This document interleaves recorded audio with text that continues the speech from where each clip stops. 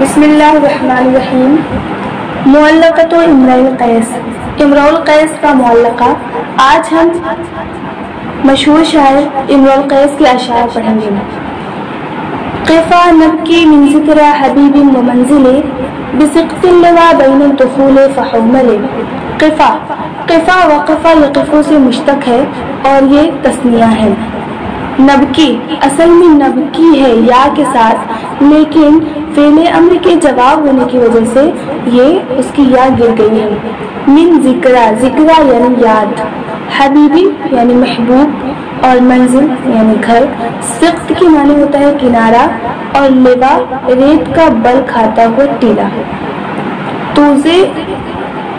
دخول اور حمل جگہ کا نام ہے۔ شاعر کہتا ہے کہ قفا نبکی من ذکر حبیب و منزل بسقط اللواء بین الدخول فحمل۔ اے میرے دونوں دوست، اپنے دونوں دوست کو مخاطب کر رہا ہے کہ اے میرے دونوں دوست ٹھہر جاؤ کہ ہم رو لیں محبوب اور اس کے گھر کو یاد کر کے،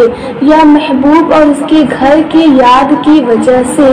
جو کہاں ہے، ریت کے بل کھاتے ہوئے ٹیلے کے کنارے پر ہے، بین الدخول فحمل، اور دخول اور حمل کے درمیان ہے۔ اس کا خلاصہ کلام یہ ہے اس شعر کا کہ شاعر اس میں عرب کی عادت کے موافق اپنے دونوں ساتھیوں سے رونے میں مدد چاہ رہا ہے تاکہ اسے تسکین حاصل ہو، اور اپنے رونے کا شوق ظاہر کر رہا ہے۔ بعض لوگ کہتے ہیں کہ قفا اصل میں قف یہ ٹھہرو ٹھہرو ہے، اور بعض کہتے ہیں کہ نہیں، یہ قفا ہے، اپنے دونوں دوست کو مخاطب کر رہا ہے۔ امرؤ القیس کی یہ معشوقہ کا نام عنیزہ تھا، جو اس کی چچا کی بیٹی تھی، اور کچھ آپسی اختلافات کی وجہ سے ان کے درمیان جدائی واقع ہو گئی تھی، اور اس کے گھر والے کہیں اور جا کے رہنے لگے تھے۔ تو امرؤ القیس جب اس جگہ سے گزرتا ہے جہاں محبوب کبھی رہا کرتے تھے اس کی، تو وہ کہتا ہے کہ ٹھہر جاؤ کہ محبوب تو نہیں رہی، لیکن اس کے گھر کو یاد کر کے، اس کو یاد کر کے ہم یہاں پہ تھوڑا سا رو لیں، غم منا لیں، ہم اپنے رونے کا شوق ظاہر کر رہے ہیں۔ فتوضح فالمقرار، فتوضح فالمقرار کا تعلق پہلے ہی شعر سے ہے، یعنی جو ریت کی بل کھاتے ہوئے ٹیلے کے کنارے پر ہے اور کہاں ہے، دخول، حمل، توضح اور مقرات کے درمیان ہے۔ یہ چاروں جگہ کے نام ہیں۔ لم یعفو رسمها لما نسجتها من جنوب و شمال، اور اس کے نشانات نہیں مٹے ہیں، یعنی اس کے گھر کے نشانات نہیں مٹے ہیں۔ وہ اس علاقے میں بیٹھ کر دیکھتا ہے تو کہتا ہے کہ محبوب کے گھر کے نشانات ابھی بھی باقی ہیں، ابھی بھی ایسا لگ رہا ہے کہ کچھ ہی دن ہوا ہے وہ یہاں سے گئے ہیں، اس کے گھر کے نشانات نہیں مٹے ہیں۔ لما نسجتها من جنوب و شمال، نسجہ کے معنی ہوتا ہے بننا، لیکن یہاں پہ ہواؤں کی آمد و رفت سے کنایا ہے۔ کہتے ہیں کہ جنوبی اور شمالی، جنوبی اور شمالی یعنی جنوبی اور شمالی، جنوبی اور شمالی ہواؤں کی آمد و رفت کی وجہ سے،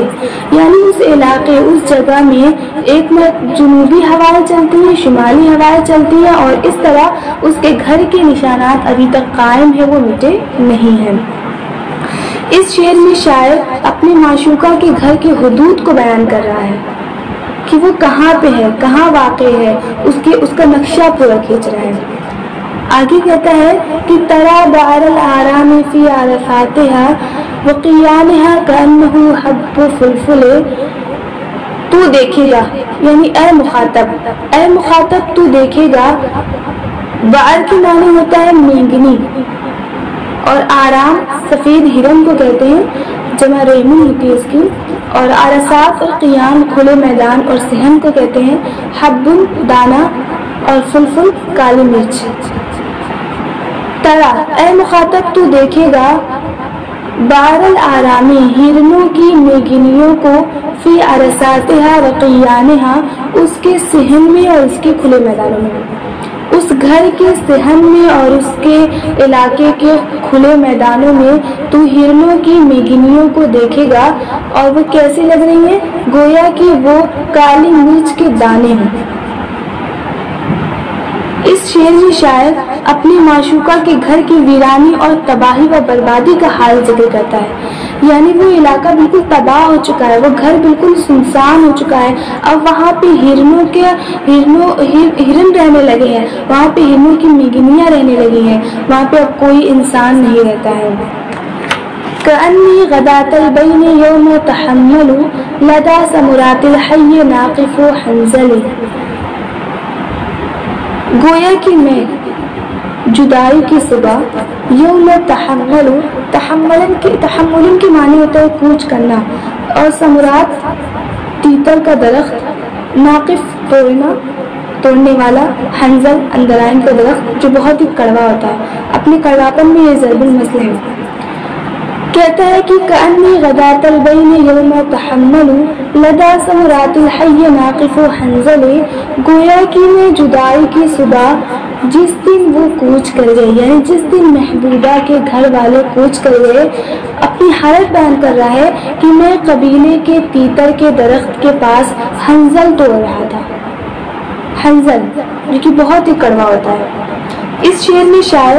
جدائی کی وجہ سے اپنی بے اختیار رونے کی کیفیت اور حالت کو بیان کر رہا ہے، یعنی جس طرح حنظل توڑنے والے کی آنکھوں سے بے اختیار آنسو نکل پڑتے ہیں، اسی طرح میرے آنکھوں سے بے اختیار آنسو نکل رہے تھے، اور یہ بہت زیادہ میں رو رہا تھا۔ جس دن وہ کوچ کر گئے جدائی کی صبح، وہ علاقہ چھوڑ کے چلے گئے، میں قبیلے کے تیتر کے درخت کے پاس حنظل توڑ رہا تھا، یعنی بہت زیادہ رو رہا تھا۔ وقوفا بها صحبی علی متیہم یقولون لا تحلق اسم وتجمل، میرے ساتھی اپنی سواری کو میرے پاس کھڑے کیے ہوئے تھے، یقولون اور وہ کہہ رہے تھے، لا تحلق اسم کہ تو غم کھاتے ہوئے ہلاک نہ ہو، وتجمل اور صبر جمیل اختیار کر۔ اس شعر میں شاعر اپنے دوستوں کو سمجھانے اور تسلی دینے کا ذکر کرتا ہے، یعنی کہ میرے دوست مجھے تسلی دے رہے تھے، مجھے سمجھا رہے تھے کہ تو صبر کر، تو اس کے غم میں اپنے آپ کو ہلاک نہ کر۔ قفا نبکی من ذکر حبیب ومنزل بسقف اللواء بین الدخول فحومل فتوزها فالمقرات لم يعفر اسمها لما نسجتها من جنوب وشمال، اے میرے دونوں دوست ٹھہر جاؤ کہ ہم رو لیں محبوب اور اس کے گھر کو یاد کر کے جو ریت کے بل کھاتے ہوئے ٹیلے کے کنارے پر ہے، اور دخول حومل توزے اور مقرات کے درمیان ہے، اس کے گھر کے نشانات نہیں مٹے ہیں جنوبی اور شمالی ہواؤں کی آمد و رفت کی وجہ سے۔ ترى بعض الآرام في عرصاتها وقيانها كأنه حب فلفل، اے مخاطب تو اس کے گھر کے صحنوں میں اور کھلی جگہوں میں ہرنوں کی مگنیوں کو دیکھے گا، گویا کہ وہ کالی مرچ کے دانے ہوں۔ كأني غداة البين يوم تحمل لدى ثمرات الحي ناقف حنظل، گویا کہ میں جدائی کی صبح یعنی جس دن وہ لوگ کوچ کر گئے، میں قبیلے کے تیتر کے درخت کے پاس حنظل توڑ رہا تھا۔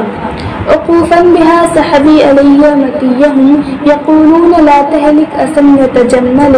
میرے ساتھی اپنی سواری کو میرے پاس روکے ہوئے تھے اور کہہ رہے تھے کہ تو غم کھاتے ہوئے ہلاک نہ ہو، وتجمل اور صبر جمیل اختیار کرو۔